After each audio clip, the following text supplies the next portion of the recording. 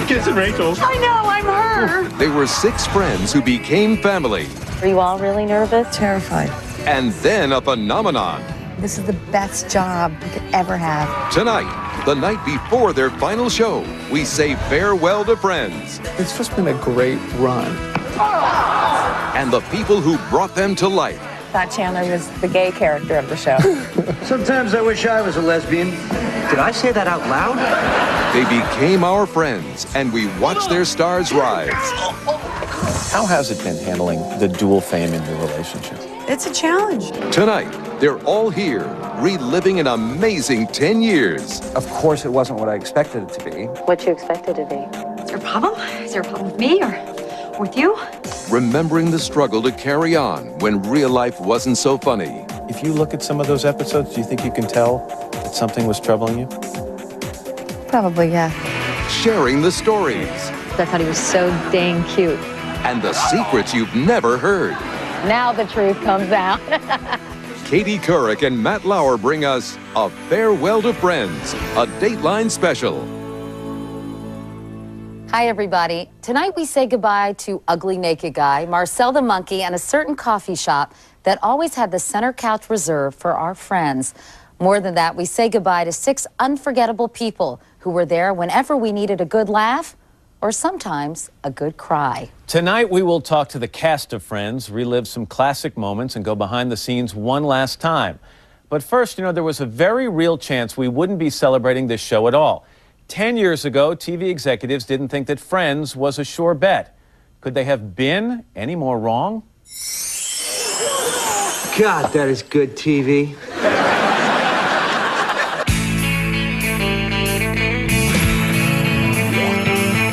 For 10 years, it's been some of the best, most watched TV.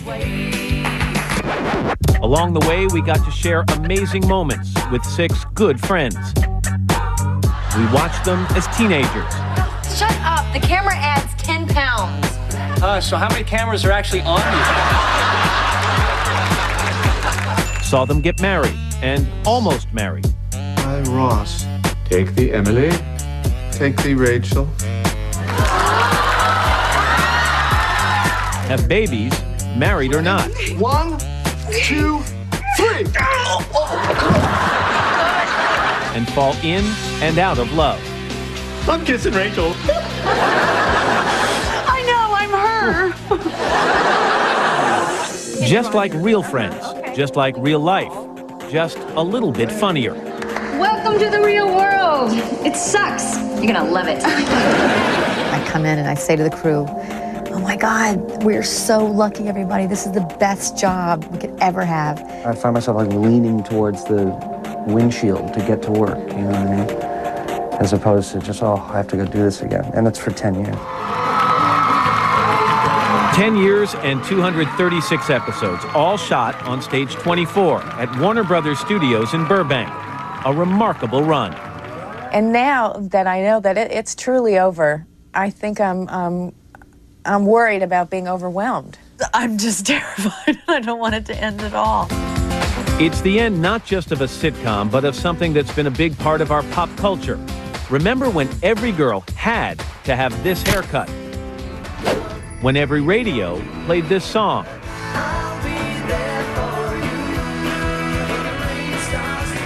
Embarrassed, they were very nice boobies.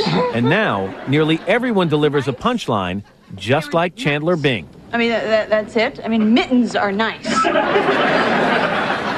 Okay, Rock. Hard place. Me. There are 5 people who I've really grown to really love. We were like 6 pieces of a puzzle that just felt like, okay, this works. Shut up! Shut up! Cut it out! Me. I've never wanted you more. Sure, we take all this for granted now, but as you're about to see, 10 years ago, Friends was almost a very different kind of show. So there was an element of panic, I think, that, oh my God, now what? Kevin Bright, Marta Kaufman, and David Crane created Friends at a low point in their careers. A sitcom of theirs, Family Album, had just been canceled by CBS. The future seemed very uncertain. The story goes that you became a little nostalgic and you start to think about, what the beginnings of the business were like and what it was like to get out of college and live in New York, and some light bulb went on. And we were looking at that time where the future was more of a question mark. Maybe because that's what we were feeling in that moment, but looking at that question mark and going, well, that's interesting. Everybody knows that feeling. Out of that feeling came this 7-page pitch in December of 1993 for a show then called Insomnia Cafe. NBC bought the idea, but as Kaufman and Crane began to write the pilot script for a show now titled Friends Like Us, some early plans started to shift. The biggest, a love story pitched to NBC that never made it to the screen. Initially, we thought the big love interest was Joey Monica. This was before we'd written the script. This is when we were just pitching the series. They just seemed like the most sexual of the characters. We didn't know when we pitched the show about the idea of Ross and Rachel. That was something we discovered as we were writing it.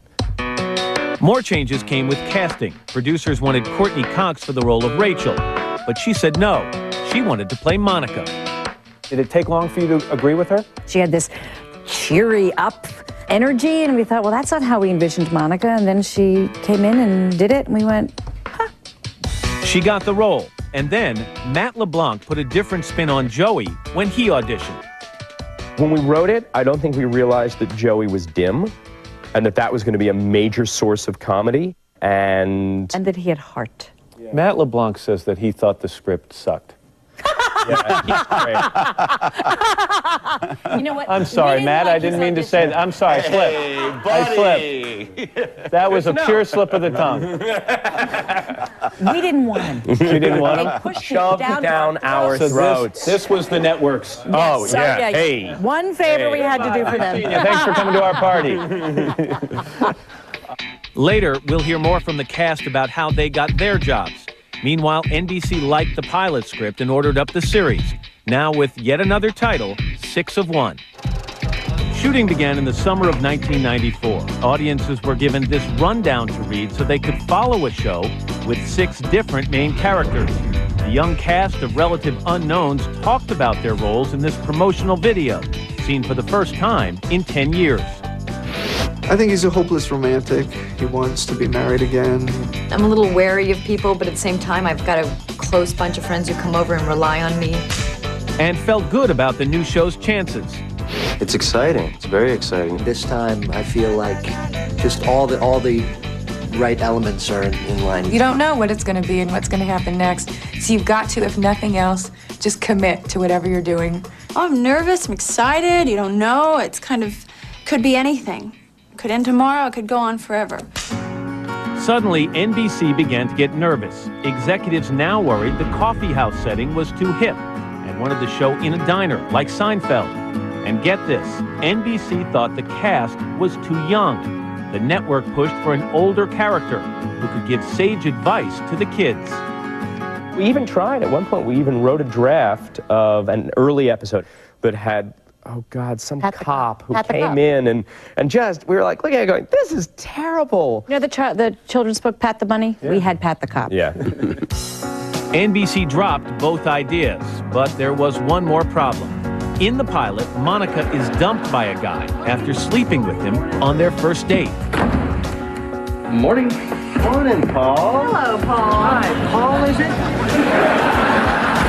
The network worried that viewers wouldn't like Monica for that, so they handed out this survey to the pilot audience, asking if the storyline was offensive and should be changed. The survey cards were handed out to find out, do you think for sleeping with a man on the first date, Monica's A, a whore, B, a slut, you know? A tramp, B, your dream date. Or D, all of the above. Yeah. And it turned out people liked her. They did. They liked her.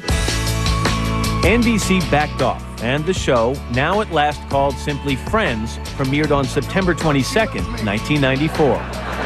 You never knew she was a lesbian. It was an instant hit, seen by nearly 22 million people. Sometimes I wish I was a lesbian.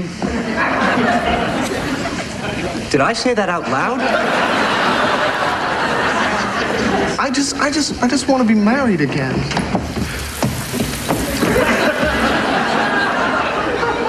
And I just want $1 million. Now Friends is about to go out the way it came in, on top of the comedy heap. The magic was there from the very beginning. The real trick was that it kept going for so long. Let me read you from the original treatment, the pitch, okay? It's about sex, love, relationship, careers, a time in your life when everything's possible, and it's about friendship, because when you're single and in the city, your friends are your family. Is that what Friends has delivered for 10 years? This was one of those things where the idea was very clear to us. I mean, the writers still make fun of us because it's like, oh, when you're in your 20s, your friends are your family. But that's the show. And that was the show. For 10 years, a group of friends that we got to know like friends. Throughout our program tonight, we'll tell you some things you may not know about Ross, Phoebe, Joey, Monica, Chandler, and Rachel, and the people who brought them to life, as we say goodbye to Friends. Coming up, can he leave Ross Geller behind? It would be nice to play somebody polar opposite. Yeah. You know, who wasn't lovable, neurotic, and geeky, but who was... psychotic, lovable, and geeky. Yeah. David Schwimmer on Life Beyond Friends. Plus, throughout our show, some scenes we missed.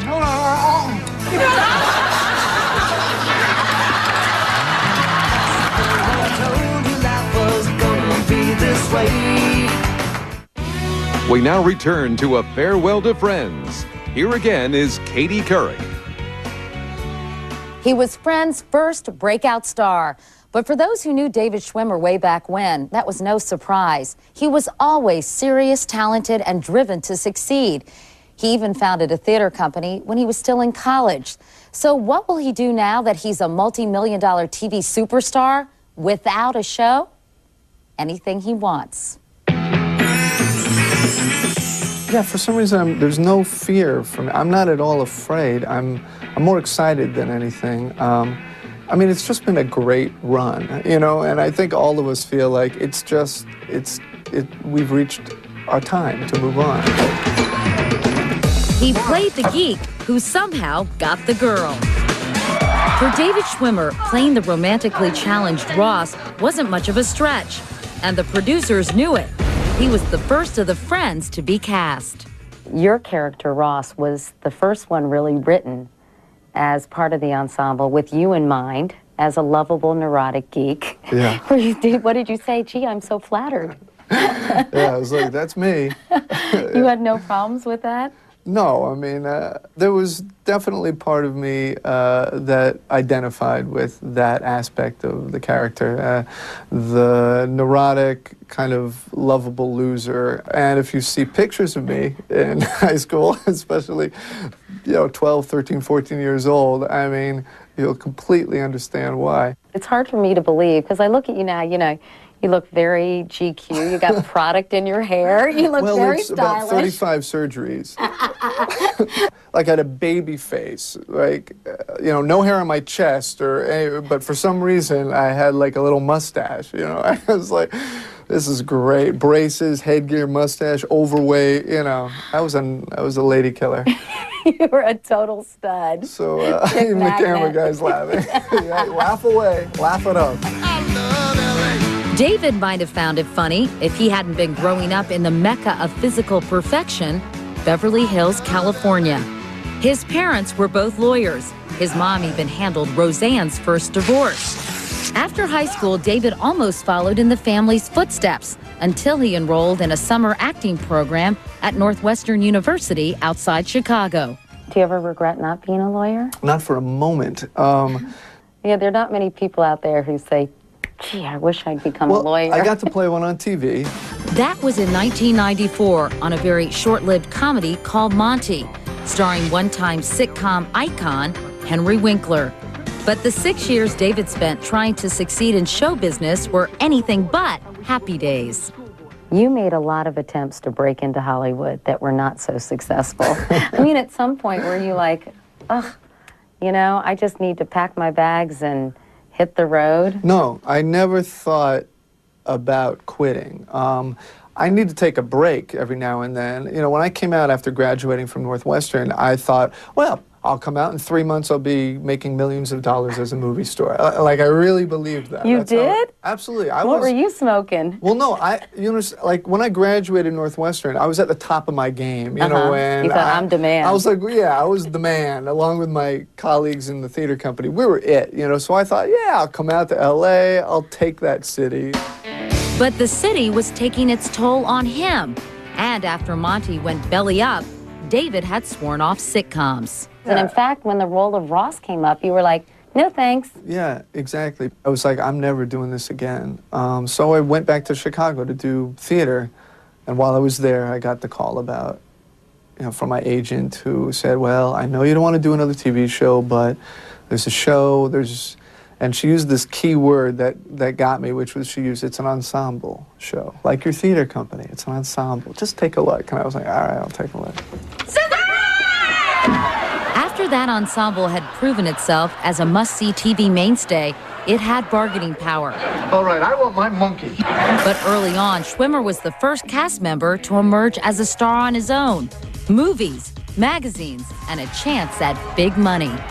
It was made clear to me that I could go back in and renegotiate for a higher salary than some of the other actors on the show. And it was at that point that I just thought, well, that's ridiculous, because all of us are showing up for the same amount of work, for the same amount, everyone's giving 100%. It's an ensemble show, and we all decided, look, let's just be paid equally, no matter what. Let's all try to get as much as we can, but we're all here doing the same amount of work, and we're all equals, so let's do this together. Using the litigious laurels he gleaned from his parents, David led the way as the cast of Friends ultimately negotiated a deal for $1 million per episode, each. After all, that's what friends are for. You've got a friend in me. We were like 6 pieces of a puzzle that just felt like, okay, this works. And that is just chance. From the top. But as they like to say in Hollywood, what he really wants to do is direct. Action. David's already been at the helm for 9 episodes of Friends, a smattering of independent films, and rumor has it he's already signed on to direct an episode of the Friends spinoff, Joey, for his pal Matt LeBlanc. Of course, at 37, he won't rule out taking another acting gig if the right one comes along. Do you worry about always being typecast as Ross? Sure. Do you ever think you should call up Henry Winkler and say? You know, I think of Henry, then I think, you know, Woody Harrelson on Cheers. After that, he did one movie, Natural Born Killers, in which he played, you know, a psychotic murderer that just allowed people to imagine him in another light. And I think for some people, it's just the opportunity to demonstrate range. Are you itching to play a psychotic killer, perhaps? I'm not itching to play a psychotic killer. But I think I'm certainly must be, open to it. Yeah, but, I was going to say it would be nice to play somebody polar opposite. Yeah. You know, who wasn't lovable, neurotic, and geeky, but who was, I don't know. Psychotic, lovable, and geeky.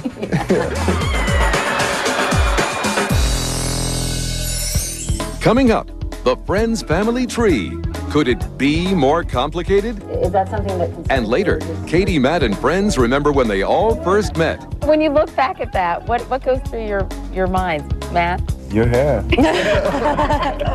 All my hair, actually. Oh, jeez. That is a different phone. Oh, is it? Is it?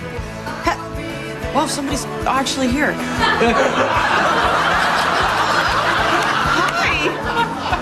Let me call you right back. I'm doing a scene.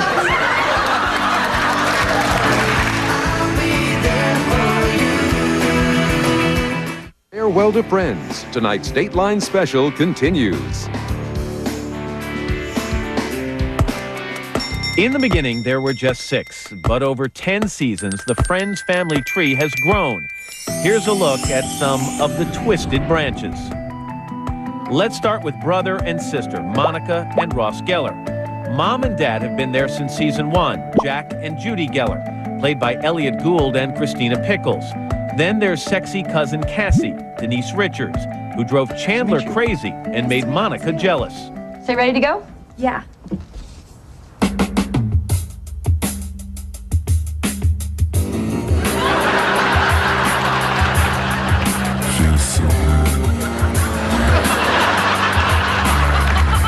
Chandler? I'll be right with you. In season 7, Monica married Chandler Bing. This season, they're adopting a baby. You okay? Yeah, it's just weird, you know? It's like, hi, I'm Chandler. May I have the human growing inside you?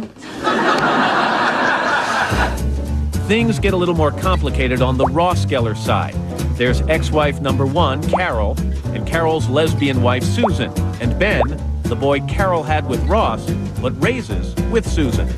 Don't forget Emily, Ross's ex-wife number 2, and Emma, the daughter he had with Rachel. She married Ross in Vegas, but got a quickie divorce. Hello, Mrs. Ross. Hello, Mr. Rachel. Okay. We've also met Rachel's mom and dad, Marlo Thomas and Ron Liebman, as Sandra and Leonard Green. In season 6, they cut off all money to Rachel's little sister Jill, played by Reese Witherspoon. So she moved to New York and briefly dated Ross.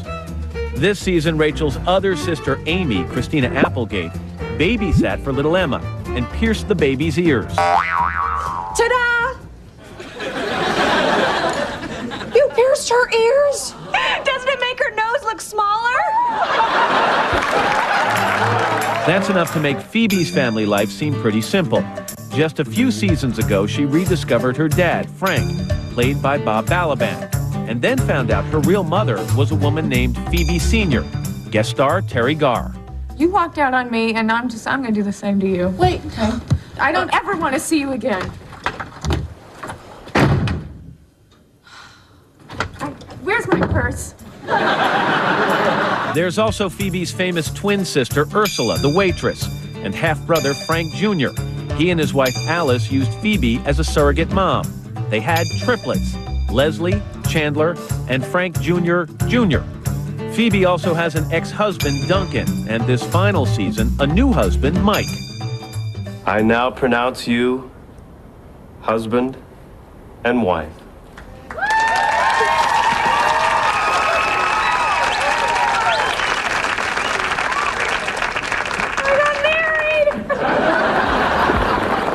We met Joey's parents, Brenda Vaccaro and Robert Costanzo, back in 1994.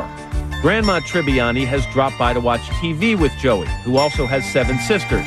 Chandler kissed one in season 3, but forgot just which one and made everybody mad. This is so bad.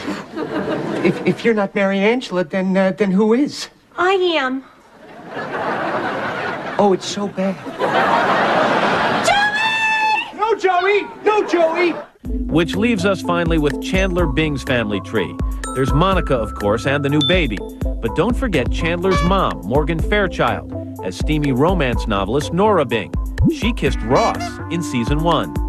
And how could we ever forget Chandler's father, Charles Bing? Actually, guest star Kathleen Turner. Charles is the cross-dressing star of an all-male casino revue called Viva Las Vegas. Ladies and gentlemen, please welcome the incomparable Helena Handbasket. Hello, darlings. And there's Daddy. They say you can choose your friends, but you can't choose your family. Unless, of course, your friends become your family. Then watch out. It all gets very complicated. Get over here! Coming up, the ditzy blonde, who is anything but. Cow in the meadow goes moo. Then the farmer hits him on the head and chops him up, and that's how we get hamburger. Life is Phoebe, and life is Lisa Kudrow. What more do you want? We want the last 6 years! This is what I'm looking at. What more do you want?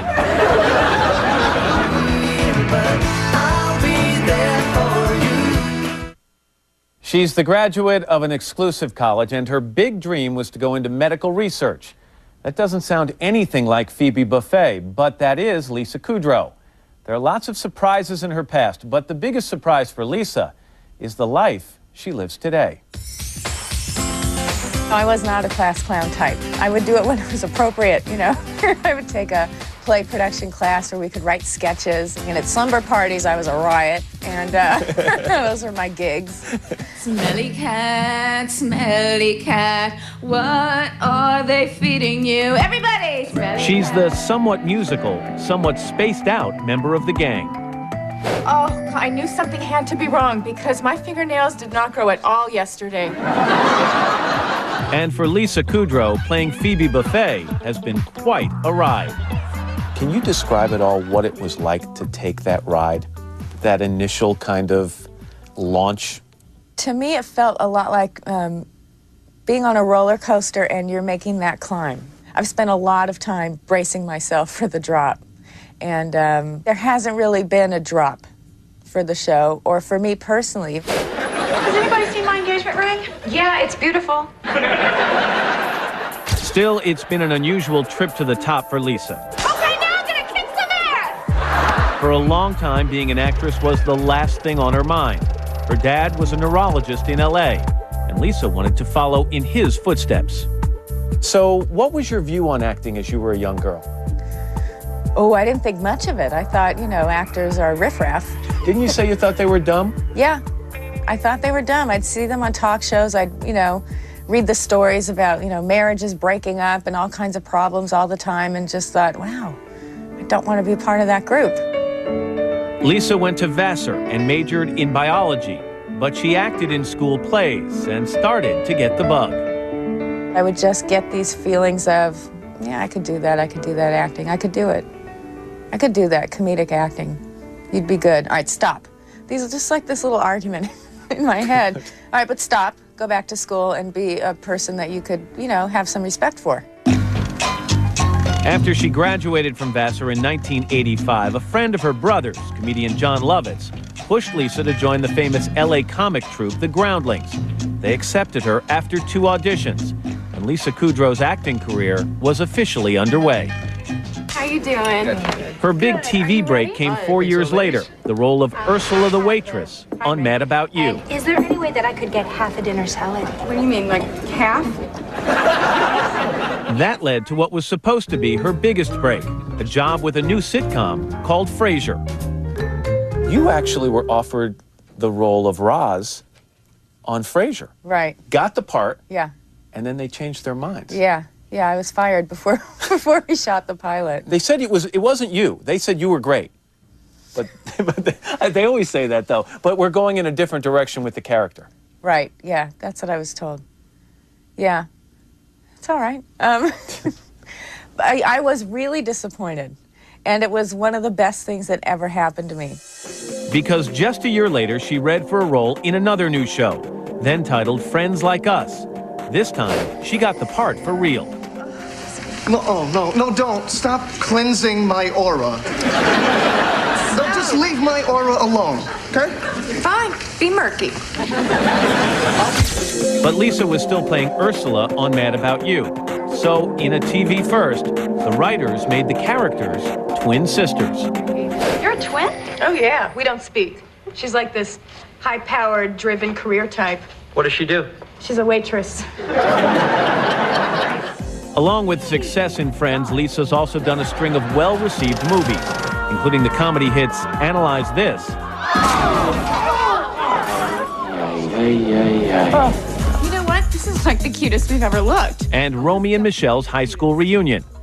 Not bad for someone who wanted to be a scientist. Maybe thanks to that non-showbiz background, 40-year-old Lisa seems to have a good handle on dealing with fame and Hollywood. Her private life with her husband, ad executive Michael Stern, and their son Julian stays private. She says they will be her main focus now. What are your hopes for the first year after Friends? My hopes are to be doing, you know, that great independent film here or there, so that I also have time to, you know, be an involved parent with my son's school. That's what I... So now it's been actress and mom, and you want it to be mom and actress? Uh-huh. Are you in there, little fetus? In 9 months, will you come greet us? Lisa also has her own TV production company called Is or Isn't Entertainment. But Friends, she knows, will always be a big part of her life, no matter what she does from here on out. Hey, Phoebes, you want to help? Oh, I wish I could, but I don't want to. Do you see a time where people will hear your name and they'll say, oh, she's the one who was fabulous in X movie or Y movie, and not immediately say Phoebe from Friends? No, I think it's pretty much going to be Friends that That's okay defines with you? my career. Yeah. Why not? Nothing to be ashamed of. I mean, it's, you know, it's a great thing. I'm in the shower and I'm writing a song. The moments Lisa says she'll always remember from her Friends career are those wonderful songs she got to sing. Lather, rinse, repeat, and lather, rinse, repeat, and lather, rinse, repeat, as needed. Is there a particular Phoebe song that after 10 years still sticks in your mind? Yeah, there's a few of them. Tell me one. Give me one. One of them? Yeah. The cow in the meadow goes moo. Oh, the cow in the meadow goes moo. Oh, no, that's not it. Wait. Oh, yeah, that's it. I'm sorry. How does it go from there? Oh, the cow in the meadow goes moo. Oh, the cow in the meadow goes moo. Then the farmer knocks him on the head and chops him up, and that's how we get hamburgers. I like that one. So you hum that to your son? Is that I the one? did sing it to him once, and he was, all right. He had nightmares for 3 weeks. Coming up, Katie goes behind the scenes.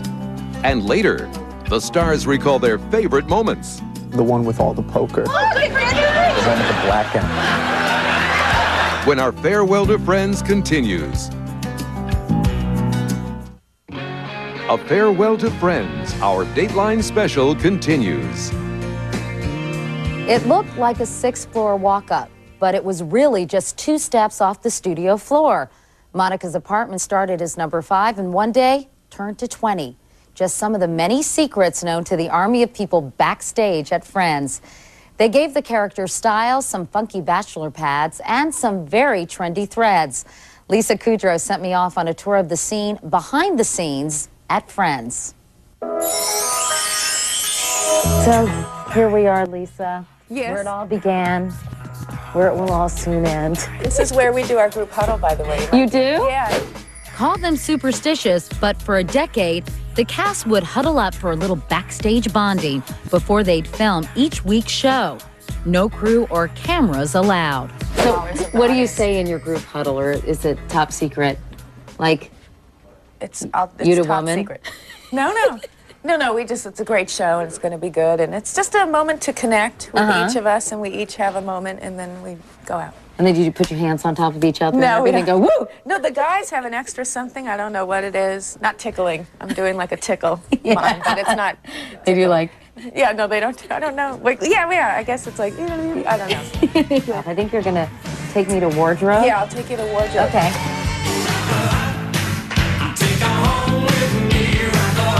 And this is Deborah McGuire. Hey, Deborah, how are you?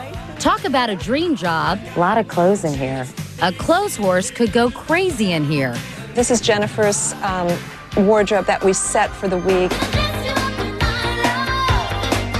Deborah McGuire's been dressing up the cast of Friends since day one. In the beginning, I made a lot of the clothes, most of the clothes. You did? Yeah.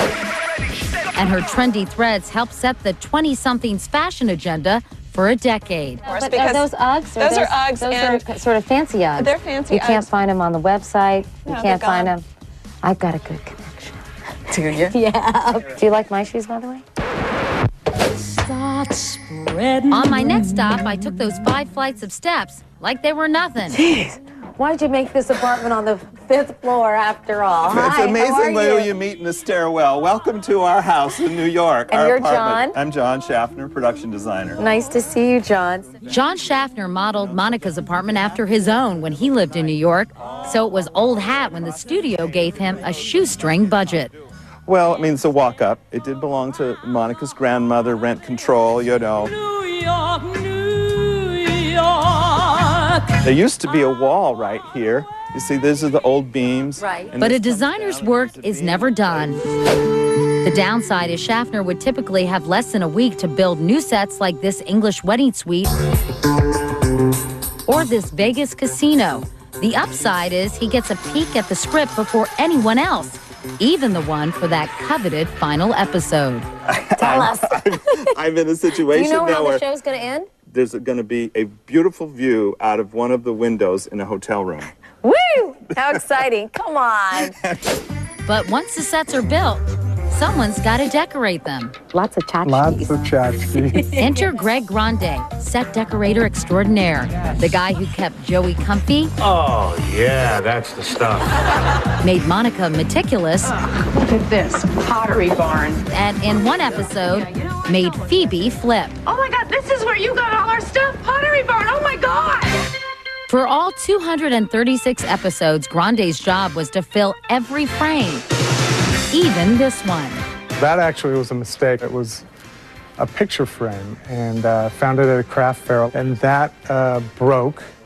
So I told my crew, why don't you try it on the peephole? And it became, you know, a whole thing. But perhaps the best job belongs to this guy, and he's aptly named the best boy. This is Paul Swain. Paul, who'd have thunk it? You have become famous for a very funny reason, haven't you? Well, I don't know if I've actually received fame over it, but... Well, your work has become famous. Yeah, let's put it that way. It definitely gets noticed.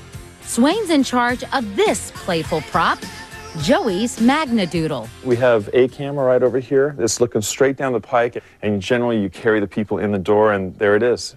You guys. So it would, therefore, it would always get coverage. Hi, Chandler. Hey. He's made sure there's been a different doodle every week. And believe it or not, Friends fanatics actually notice. When Friends may or may not have come back last year, they were looking for hidden meanings being given through the Magnadoodle. Is it going to come back? Is it going to be a 10th season? These people need a hobby. You want to try Magnadoodle? Well, you want to do one? Okay.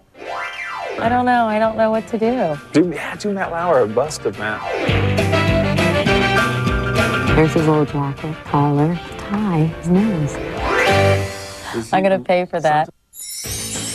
Coming up, Joey, the lovable stud, moving on to his own show. Think you're going to have any guest shots from any Friends cast members? I would love it. What about you? You want to come be on the show? Sure.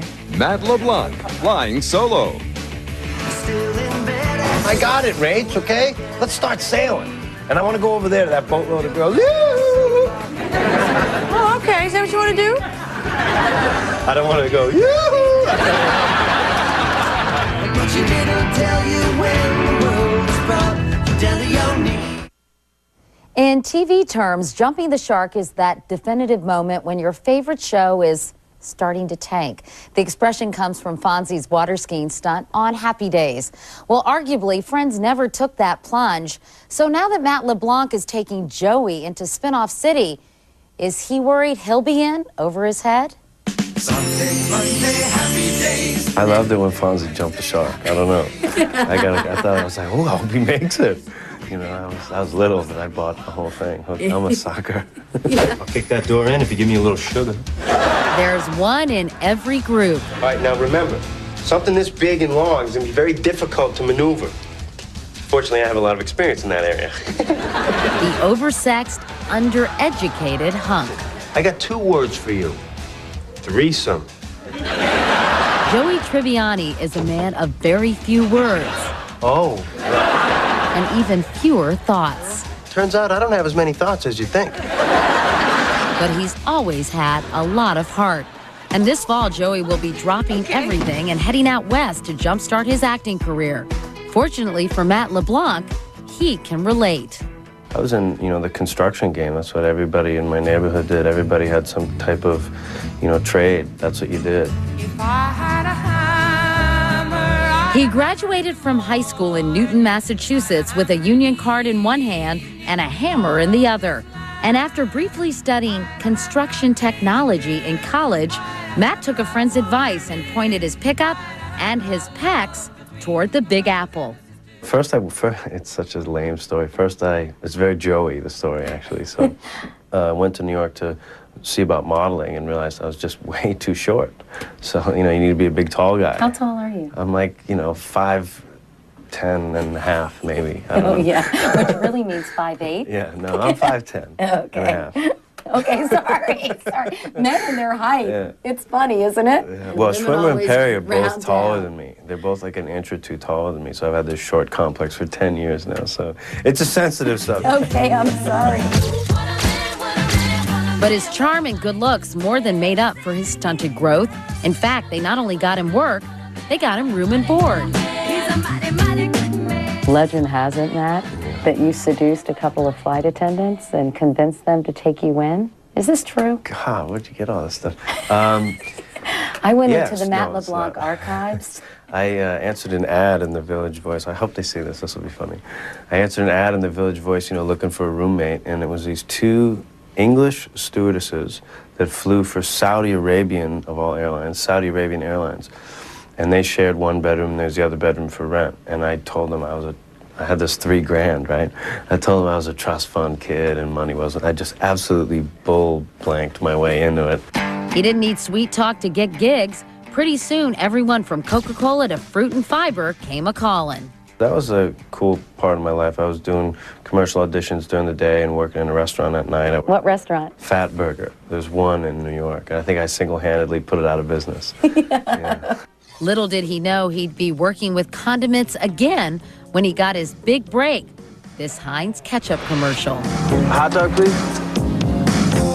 Hey, mustard on that or what? No thanks. Could you reenact it for me today? It was that one, there's a guy up on the roof, it was me, and he had the bottle and put on the edge of the roof, took the cap off and put a brick on, and then ran down the stairs and took his time and everything, slid down the railing and got a hot dog at the hot dog stand and kind of like held it behind my back, and the ketchup pours so slowly and it's so thick and delicious, huh? Maybe I Makes do me part want two, some a sequel. right now. I'm looking for a sequel now. Yeah. And it just would land on the hot dog, bite, wink at the girl, and it was nice. Yeah, it ran for like 4 years and Wow. paid my rent for 4 years. It was great. That led to his first TV series for CBS, TV 101. So shut up before I stomp your face. But TV 101 never made it to TV 102 and was canceled after 18 weeks. So what was life like after that show bombed? A lot of free time. Did the whole struggling actor thing, building a background for Joey, And tell me how the whole Friends thing came to you.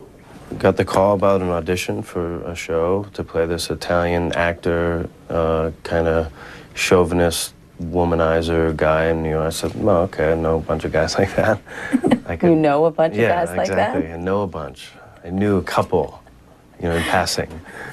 You like this woman, right? Well, yeah. You want to see her again, right? Sure. Well, if you can't talk dirty to me, how are you going to talk dirty to her? Now tell me you want to caress my butt.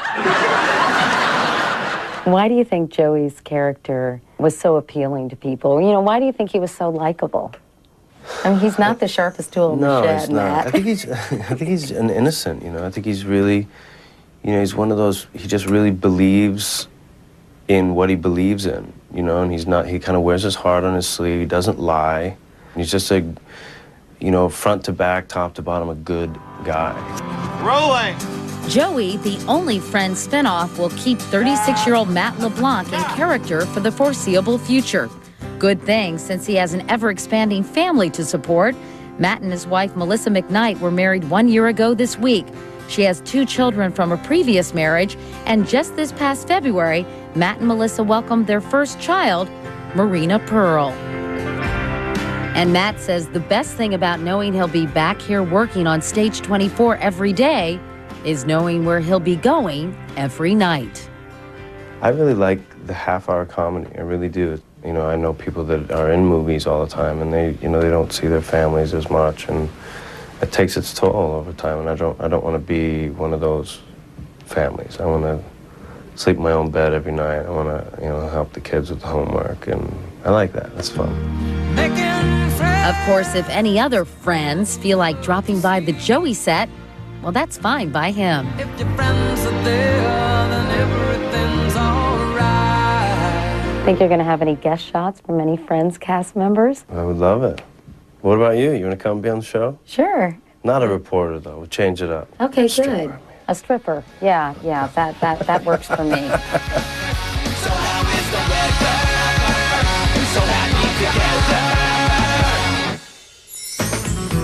Coming up, happy endings for Monica and the woman who made her what she is.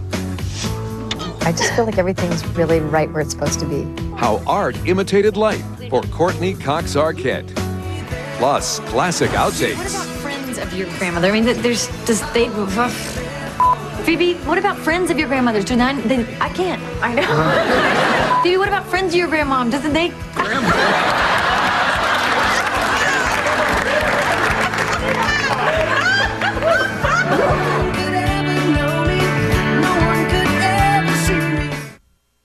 A Farewell to Friends continues. Here again is Matt Lauer. When Friends debuted 10 years ago, Courtney Cox Arquette was the only well-known star. She'd done commercials, a TV series, and of course, that famous music video with the boss.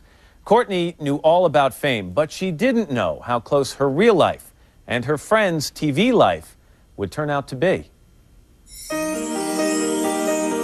I'm much more of a realist, and I'm really practical. I'm the kind of person that still to this day, like, calls my business manager and says, okay, if it were all to end today, how many months do I have to live? Say you're sorry! No! For 10 years, Monica Geller has been the tough and practical den mother on Friends, the one who had to be the best at just about everything. You're the best. No, you're the best. I am the best. She's been the perfect fit for Courtney Cox, though, as you'll see in a minute, maybe a little too perfect. When you started to think about becoming an actor, did you have dreams of being Lucy or Meryl Streep? I mean, did you want to do comedy or did you want to do drama? That's interesting. I would probably say I identified more with drama. I'm a really emotional, sensitive person. And I'm really family-minded, and I'm the youngest of 4 kids, and I have 9 stepbrothers and sisters, and I don't know. I just feel really, I love drama. I just really do. Courtney grew up with all that family in Birmingham, Alabama. She studied architecture, not acting, in college. But then this self-described practical person took a shot. She moved to New York, got into modeling, and soon starred in commercials, like this one for Noxzema. And when my skin looks better, I feel better about everything. It's that simple. Soon, she was making advertising history. I'm the first girl to say the word period on television. Does your life change once a month because of your period? It was this ad for Tampax in 1984, the first national commercial to use the word period. Okay, first of all, you do a commercial, and what you want is a national commercial, because that's what pays. That gives you like $20,000 for the year or something. Remember, there's a feeling with Tampax. It can actually change the way you feel about your period. But is it the good news, the bad news? Good news is it's a national ad. The bad news is it's for Tampax, yeah. But it did get her noticed. A short time later, she was starring in this hit Bruce Springsteen video. How was it up there with the boss? It was scary. I just imitated everything he did. If he went backwards, I went backwards. He turned to the left, I mean, whatever he did, I just copied him. I was petrified. Courtney Cox was suddenly famous, and in 1985 landed the role of Michael J. Fox's girlfriend on Family Ties. I don't know if you business, economic, yuppie, Republican overachievers have any feelings to get in touch with. Producers of Friends remembered that when it came time to cast their show. Only problem, they wanted her for the role of Rachel. Courtney had other ideas. And you came in here basically and had read the parts and you said, pardon me, but you're wrong. I'm Monica. I should be Monica, which takes a lot of guts. I mean, I guess I like the fact that she was strong. I like the fact that she just wasn't, you know, your typical girl. And I really thought that I should be Monica. I really did. Why not now, I don't Rachel? know. I know. I wonder if I made a huge mistake now. It's worked out pretty well, by the way. You think you knew I was here? Even though sometimes Courtney's real life has been a painful echo of Monica's TV life. While Monica was battling with her boyfriend Chandler. Will Chandler have sex tonight? Don't count on it. Courtney's off-camera life was a challenge too. She'd fallen in love with David Arquette, her co-star in the wildly successful Scream movies. Hi, Gail Weathers, field correspondent, top story. I know who you are, Miss Weathers. But David was wild himself. Courtney had to play a tough Monica-style den mother in real life. Well, of course. He was having some difficulties with substance abuse. He said to you at one point, look, commit to me and you'll see the real man that I am. And you said, show me the real man you are, and then I'll commit to you. Yeah. You really didn't want to take, you didn't have a leap of faith. You wanted to see... I would not be good with someone who did drugs. And as long as I know something, I can deal with anything. I'm really good, but what I'm not good with is inconsistency, and I'm not good with not knowing. You basically sat down, you had some kind of rules sessions in your marriage. You said basically... Oh, there will be no drugs. David agreed, and they got married in 1999, a marriage that has since survived perhaps one of the toughest challenges for any couple. Is there a problem? Is there a problem with me or with you? For the last 2 seasons on Friends, Monica and Chandler have struggled to have a baby. But there's a good chance this may never happen for us. Oh my God. For more than 2 years, so have Courtney and David. Tell me your thoughts, Courtney, when you realized this was not going to be a snap for you and David like it is seemingly for so many people and so many couples. Well, it was really weird because everyone in my family has kids. I mean, they pop out like it's nobody's business. Everyone has never had a problem in my family. No one has. So to me, I thought this would not be a problem at all. But it was a problem. After several miscarriages, Courtney learned she had a rare antibody in her blood that would attack the fetus.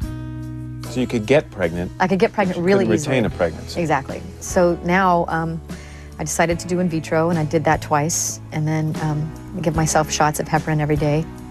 And that's a blood thinner. Take a baby aspirin. During this entire time, her job was to make other people laugh. Why is he still crying? How do you come to work and be funny? That was hard. Sometimes, like, I remember one time I just had a miscarriage and Rachel was giving birth. It was like the same time. Oh my God, it was terrible having to be funny. If you look at some of those episodes, do you think you can tell that something was troubling you? Probably, yeah. I bet I could. You could, or the audience could? Hopefully just me. I think. I faked it pretty well, I think. She doesn't have to fake it anymore. Courtney Cox is pregnant. The baby is due next month. She's a working, expectant mother. Courtney and husband David produce Mix It Up for the Women's Entertainment Cable Network. The show uses Courtney's old architecture and design background to help newlyweds move into their first house together. For 10 years, Courtney Cox and Monica Geller have struggled together with life and love. Now, on TV and in real life, everything seems to be falling into place. As you now prepare to put Friends into the past, what are you most afraid of? I don't think I'm afraid of anything right now. This June is going to be a really big month for me. It's my 5-year anniversary, turning 40, have a baby, I'll due in June. And I just feel like, I don't know, I just feel like everything's really right where it's supposed to be. Coming up, they were the band that brought Friends to life. Plus, the cast of Friends reliving the laughter. All right, Joey's gonna catch it, and you and I are gonna block. Let's block. Phoebe, I thought you said you knew what you were doing. I thought you meant in life. Break. Still in bed at 10 and work again at 8. A farewell to Friends. Tonight's Dateline special continues. We all remember the song. No one told you life was gonna be this way. Your job's a joke, you broke. Love life's your way. But do you remember the band?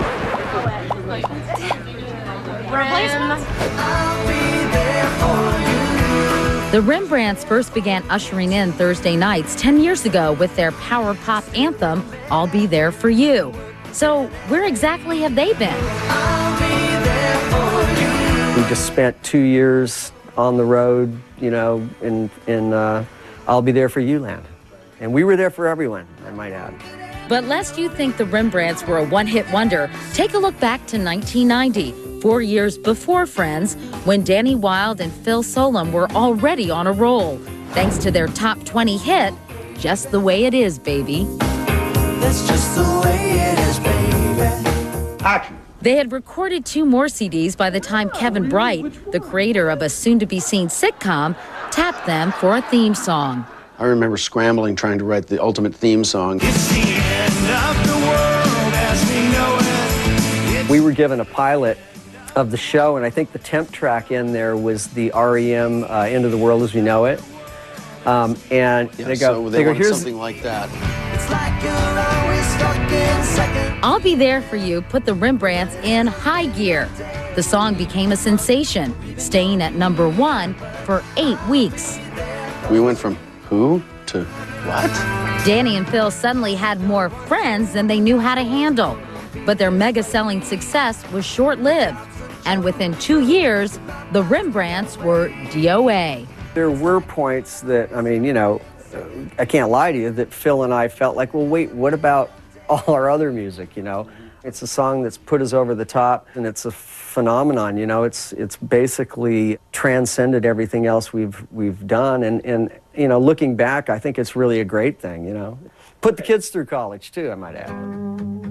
After a 4-year breakup, the Rembrandts reunited in 2001 and expect to release new material sometime this year, knowing full well they can't ever really replicate the Friends firestorm. That's just the way it is, Katie.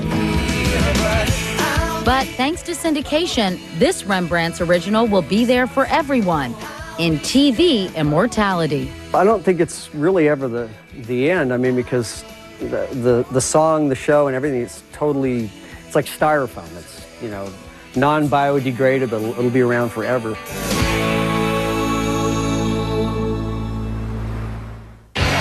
Coming up, the road to stardom. Think it's easy?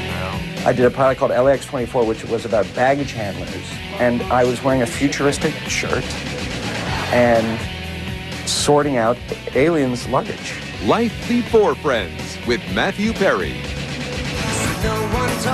Look, I didn't read the box before I opened the box, and you can't send the box back before you've opened the box. That's not right. I bought it. It's like you're always stuck in second gear. You can understand why people confuse Matthew Perry with his character Chandler Bing. There's a heavy dose of Matthew in Chandler. The wise guy attitude, the nervous energy, the unsinkable sense of humor. But now that he's saying goodbye to Friends, Matthew admits there are times he just wants to chuck his inner good humor man and just get, well, real. I've always wanted to go on the Tonight Show and Jay says, "So how you doing?" I go, not good. And just like really just like tell the truth, or like even Or do something, yeah. To tell you the truth, Jay, I have no idea which end is up and down in my life anymore. After 10 years of interviews about Friends, who could blame Matthew Perry for wanting to shake things up? Mine is the red one. I would think one of the best things about ending this chapter and saying goodbye to Friends is you don't have to be interviewed by people like me anymore. Oh, no. In fact, this is the first time you and I have done a one-on-one interview. That's so true. I'm all at Twitter. I'm sure you are. Thanks. Do I detect a little sarcasm? Okay, I don't sound like that. That is so not true. On Friends, Chandler speak was a dialect all its own. Could there be more Kims? Often imitated, Look at me! I'm Chandler. Could I be wearing any more clothes? but never duplicated. Ooh, I'm alive with pleasure now. How much, Matthew, are you like Chandler Bing? It's, you know, that, yes. You've never been asked that before, have you? No. And I have the standard joke for it, which Oh, is go ahead, I give look it a to lot me. like him. Oh, that's That's what I say to that. If it seems Matthew Perry's always going for a laugh, it's because he's used to getting them, and has been, ever since he was 6.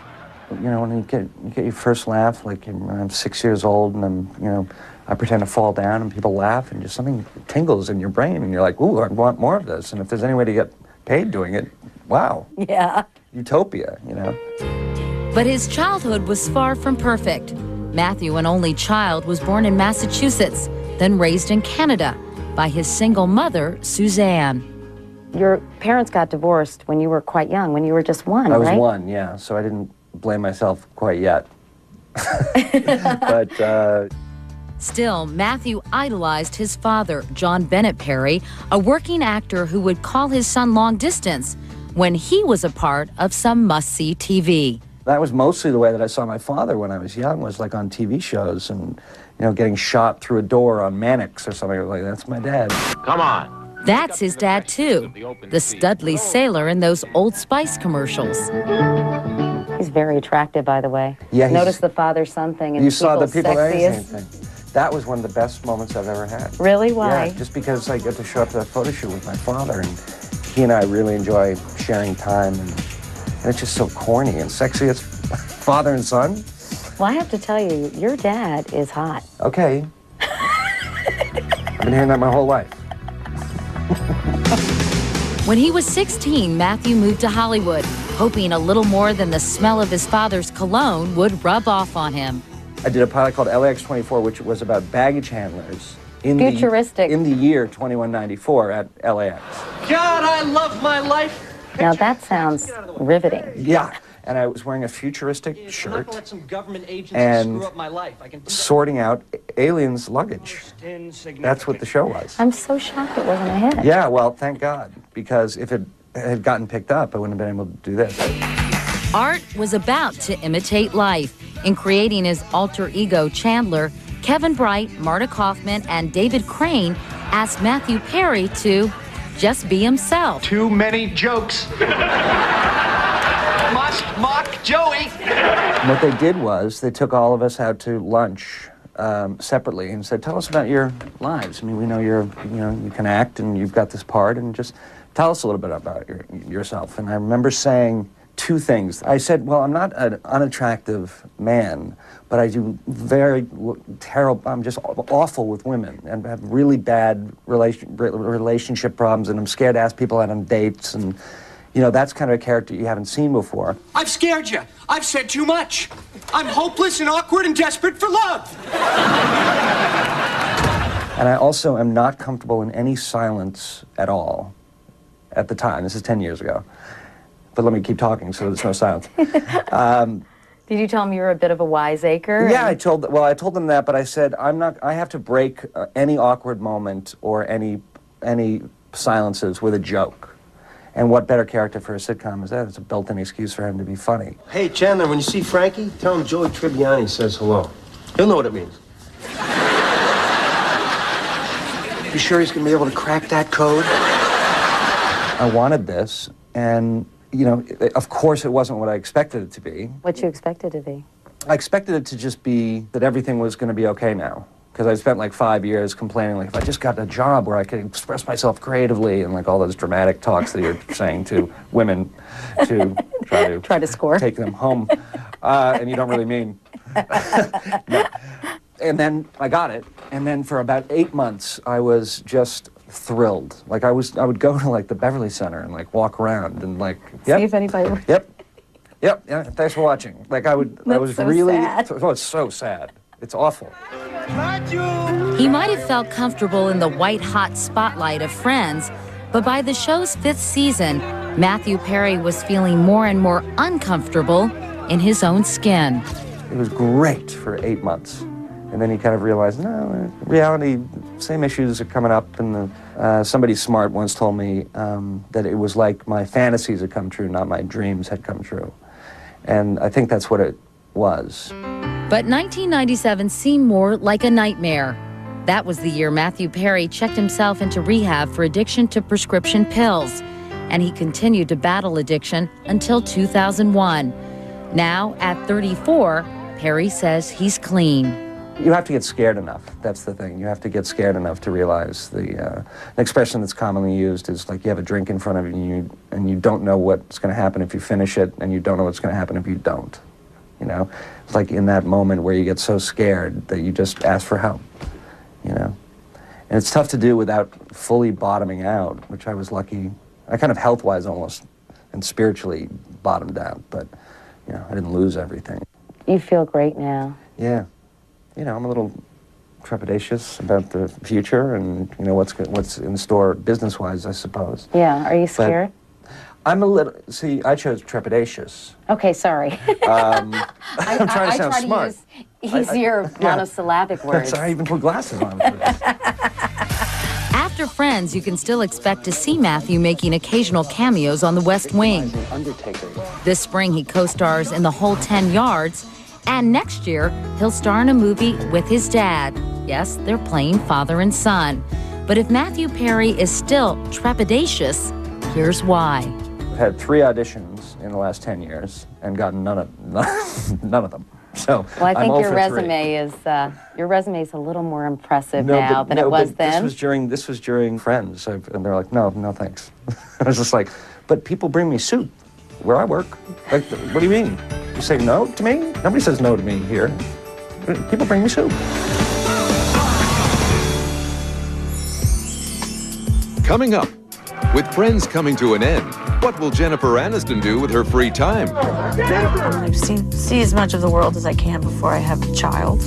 So much for free time. All right, well, I'll see if they can cancel it. Or maybe they can just put eyes on the hoochies and we'll say that it's... All right, well, I'll see if... All right, well, I'll just see if they can cancel it. Or maybe they can just... It's funny. I can't wait for you to hear it. We're stuck in second gear. A Farewell to Friends continues. She was raised around actors, but nothing prepared her for this. The role of Rachel turned Jennifer Aniston into one of the most famous faces around. There were times when she wanted no more of that fame or that role. But now, as Friends comes to a close, Jennifer says she's changed her mind. I do know that funny was always good. It made everybody laugh. There was nothing wrong with those moments coming up. Come on, Ross, let's go have sex.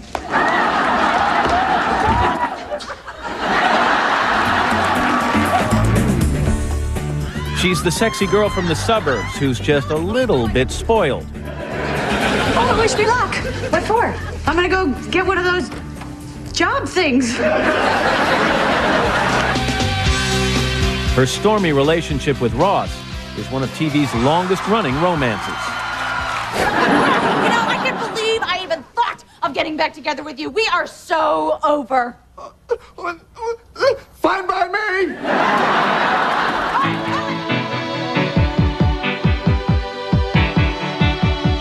Over 10 seasons, Rachel Green has become America's sweetheart, and so has Jennifer Aniston, propelling her into a level of fame few ever reach.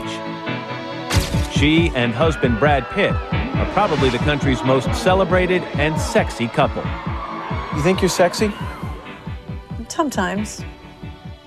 That's one Not of the all most, the time. That's one of the nicer answers I've gotten. Most people immediately go, no, God, no, not sexy at all. I mean, but clearly you're aware of the fact that, I mean, you're married to a guy that women think is outrageously sexy, and men think you are. So is that something that crosses your mind a lot? We just sit there and are sexy together. Quite the sexy couple. No, we are such goobers. It's ridiculous. We're probably two of the unsexiest people on the planet most of the time. She says fame sometimes shocks her. It's still hard to deal with, even for someone who grew up in a world of actors. For almost 20 years, Jennifer's father, John Aniston, played a rakish villain on the soap opera Days of Our Lives. And Mrs. Victor Kiriakis. My dad would have poker parties, you know, or holiday parties with his cast. And I didn't ever think about fame or at that point or anything like that. But yeah, I loved being around those people, those actor types. That gave her the bug early. Jennifer went to New York's famed High School of Performing Arts, where she was the class clown. But her father never wanted her to stick with acting. And so when you went in and said, you know what, I'm going to take the plunge. I'm going to act. What was the reaction? I think he made a face like that. And then he said, all right, I warned you. His main concern was my heartbreaking, because it can be so hard, you know, and painful, and, you know, rejection is not easy. But it didn't take long for it to all start paying off. And one more thing, Worm. 3 years after graduation in 1990, she was starring in the sitcom version of the hit movie Ferris Bueller. See you around campus. Her big chance came in 1994 when she got to audition for a pilot, Friends Like Us. Tell me what you remember about it. I was sitting in the hallway, see Kevin Bright walk by, see all these kind of hippie type, like the Phoebe types that were in the waiting room. And I didn't see any Rachel types. And I walked in, did my audition, kind of felt like, I think I wish I could have gone back. I should have done that differently, should have done this differently. And I got home, 2 hours later, I had gotten the job. The only hitch, Jennifer was already cast in another new show, a comedy called Muddling Through. He said, if you don't go out with me, I'm gonna have to arrest my heart on a 402 Section C, because, darling, you got it doing 90 in a school zone. She shot both sitcoms for a while, but that craziness didn't last. Muddling Through was canceled after 4 episodes. And, of course, Friends was not. It made her a star. Oh, my God, Ross, no, hang up the phone. Give me the phone, Ross. Give me the phone, give me the phone, give me the phone. Give me the phone. One measure of her celebrity, search for Jennifer Aniston on Google. You get about 716,000 hits. When's the last time you Googled yourself? I Googled myself? You know what that Google? means? Oh, you mean on the internet? I hope I mean on the internet, I yes. was like, I'm unsure of what you were asking me there. Have you ever Googled yourself? Well, you know. No, I haven't Googled myself. I've gone to the websites and seen all of that. What do you think when you see that? I think it's sort of funny. I mean, it's bizarre that there's all these people that create I mean, there's a lot of... It's surreal. Let's just say that. It's surreal. Did you call me last night? No, I don't think so. A bunch of hit films, including this year's Along Came Polly, have only added to her celebrity. Cute. And then, well, she does have that famous husband. You got married to a guy who wasn't a lawyer from Pasadena. No. I mean, you married Brad Pitt. How has it been handling the dual fame in your relationship? It's a challenge. When you have that much energy coming at two people, whether it's wanting them to just fall apart or wanting them to be happy, it's hard. It can mess with your mind, and you just got to stay grounded. She's looking forward to a break from the celebrity world once Friends is over. 35-year-old Jennifer has a couple of movie projects lined up, but says she just wants to relax and focus on family. The first thing I'm going to do is I'm going to take a vacation. I'm going to see as much of the world as I can before I have a child. And then it's about family. In fact, Jennifer admits for the first time that, at least for a while, she wanted to move on and be finished with Friends sooner rather than later. Some people have said you were the one who needed convincing to come back for this final season. Where are you reading that? Someone said that they actually came to you and you were not sure that you could do another year of this. Yeah. Sure. What the hell? Yeah, I was having I had a couple issues that I was dealing with. I wanted it to end where people still loved us and we were on a high. And then I also was feeling like, how much more of Rachel do I have in me? What more is there to tell? How many more stories are there to tell for all of us before we're just now pathetic, still living across from each other in our shared 54-year-old Rachel, right? You know, now, of course, I'm just terrified. I don't want it to end at all. Coming up, first impressions 10 years ago. I thought he was so dang cute. I was really nervous. The stars of Friends.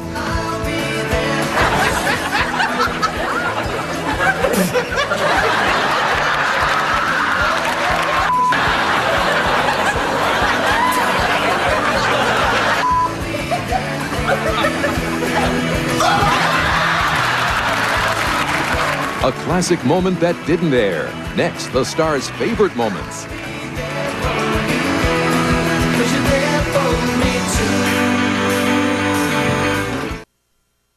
Sit down with any group of people who've worked together for 10 years, and chances are you'll hear some pretty good stories. So imagine what the cast of Friends has to say. We got together with all of them on the show's set, Stage 24 at Warner Brothers Studios. We talked about that first fateful meeting and the bittersweet moment when they'll say goodbye.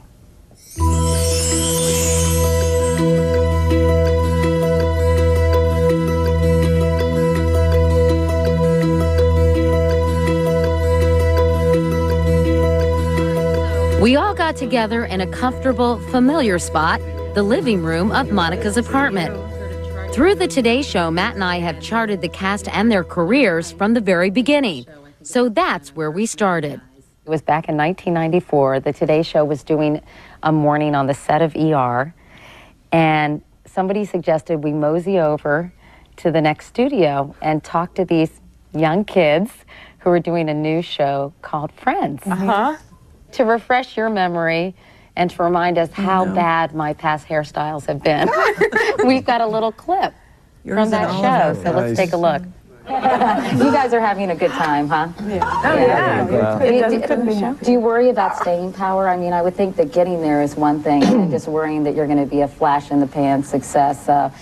Is that something that concerns you, or are you just sort of enjoying things as they are right now? Enjoying things, absolutely, but the work is important. You can't sort of get lazy and sort of sit back and say, hey, we're a hit, we're going to be fine. You know, got to keep up the momentum. The momentum and keep up the goods. Anybody? Yeah, exactly. That's key. Anybody going to get together, like romantically?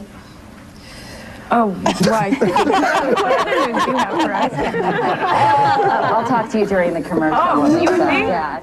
Anyway. Wow. How bizarre was that? Slightly disturbing. I mean, her hair. Isn't that weird? I know, man. It was weird. Can we move on? But when you look back at that, what goes through your minds, Matt? Your hair.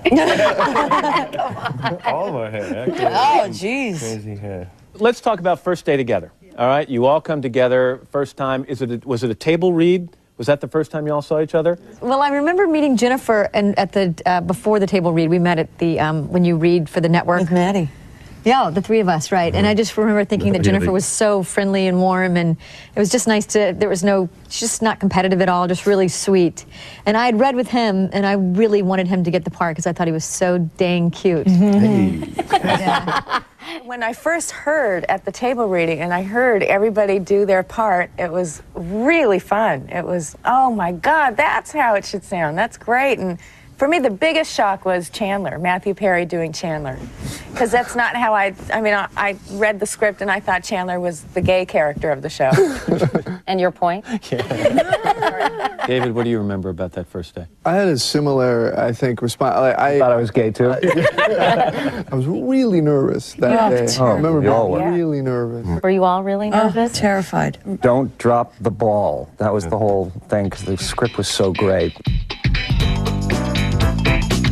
They didn't drop the ball. Friends was an instant hit, and the young cast became real friends, on and off stage. Soon they bonded even more when they agreed to negotiate their contracts with the studio together as a group, a TV first. Not having that hanging over our heads that, oh, so-and-so is getting paid that much more than I am. I don't think we're the type, anyway, that would resent, but, you know, you never know. And so I think absolutely that did help. A lot has been made over the years, and you've said it a bunch of times, that if during the course of the run of the show, if one of you had said enough, that probably would have spelled the end of the show. In year 5, if Matthew had come, Courtney, and said, you know what, folks, I've got another priority. I'm going to go off. Do you really think the show would have come to an end? No. I know. Sorry to answer for you. No, I'd rather you. What did you say? He said no. Did you wish? Volunteered that she wouldn't care if I was on the show. But you would have gone on, wouldn't you have? Well, I think that, to tell you the truth, they made it kind of clear that they would do the show with 4 of us and not all 6. I think I remember hearing that during negotiations and stuff. And I don't know if I guess that's just the truth. They could have done it with 4 friends. But they stuck together in talks with the studio. Their salaries grew from a reported $22,000 an episode in the first season to $1 million an episode this year. No matter what the paycheck, they did 236 shows over 10 seasons. We all have our favorites. The cast does too. Maybe it's like trying to pick the best meal you ever had, and maybe it's too hard to do, but does one episode stand out for you all? Lisa, you're at least saying yes. Yeah, I have one. Good. I'm happy that I can remember one. But I loved, and I didn't have much to do in that episode or with this part of it, but when the guys and the girls had this contest for who won this apartment. Oh, yeah. The lightning round begins. Stop it. Now, what was Monica's nickname when she was a field hockey goalie? Big fat goalie. Correct. I like whenever we're doing competitive things. I liked Thanksgiving episode when we play football. Phoebe, you know what you're doing, right? Yeah. Okay. All right, Joey's gonna catch it, and you and I are gonna block. What's block?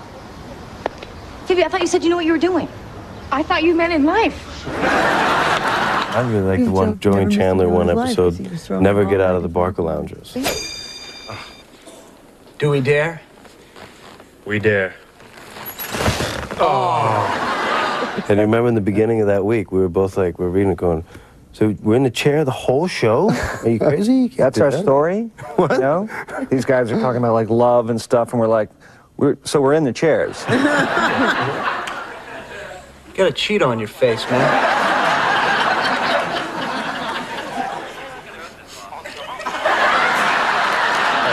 I like the episodes when it's all six of us in a room pretty much together. And one that comes to mind is the one with all the poker. Okay, so at this point, the dealer... All right, you know, we got it. Let's play for real, all right? High stakes, big bucks. Now, you sure Phoebe just threw away 2 jacks because they didn't look happy? The one that always stands out for me, because it was the moment that I realized that sort of magic was occurring here, and it was like the 6th episode we did or something. It was called the one with the blackout. I'll go. Okay. Okay, senior year of college on a pool table. Ooh, that's my sister. Okay. My weirdest place would have to be the women's room on the 2nd floor of the New York City Public Library. Oh my God. What were you doing in a library? Hey, Phoebes, what about you? Oh, Milwaukee. It's just, wow, this is magic. This is actually really what we all set out to try to do. And that's the first time I had that feeling. That feeling continued for 10 seasons, but now it's coming to an end, and the cast has to deal with moving on, yet somehow staying friends. As you head to that last night, Matt, what's going to be going through your mind? Oh, well, first of all, it's impossible to really be able to tell you, because I've never experienced anything like this. Are you worried about not seeing everybody? Because no matter how many times you say to people, we'll stay in touch and we'll be together and we'll spend time, we'll schedule dinners, it's just going to be probably logistically really difficult. And Courtney, what will you do to stay in touch with everybody? Assuming we want to. Now the truth comes out. I mean, I know I'll see the girls. I think we make I think we make more of an effort as far as to see each other over the summer. Lisa comes to the beach with her son, and I hang out with Jennifer. I think that'll be easier. It's just they seem to travel a lot, the boys. I don't know how. We hang out though because we live pretty close and we double date. You two, I don't know. How are you going to keep up with you two? I'll tell you what David and I are going to do.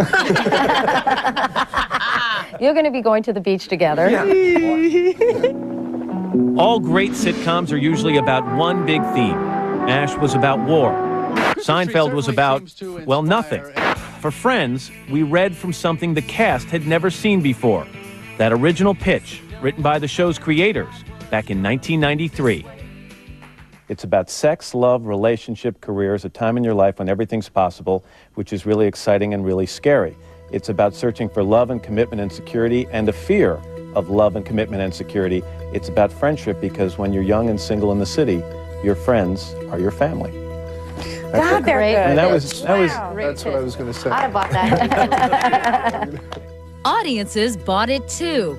very happily. And for a decade, these friends have been like family. Goodbye, baby.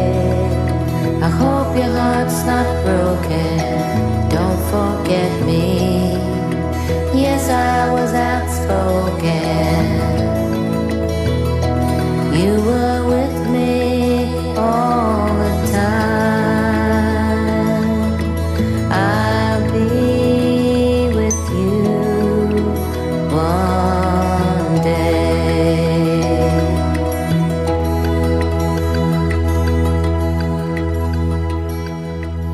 Those characters we first let into our lives back in 1994 are older and wiser now. Most of them are married and moving on. But every Thursday night for 10 years, they showed us that to laugh and to love, you just gotta have friends. Thanks for joining us tonight. For all of our friends at NBC News, good night. Oh, well, it sounds...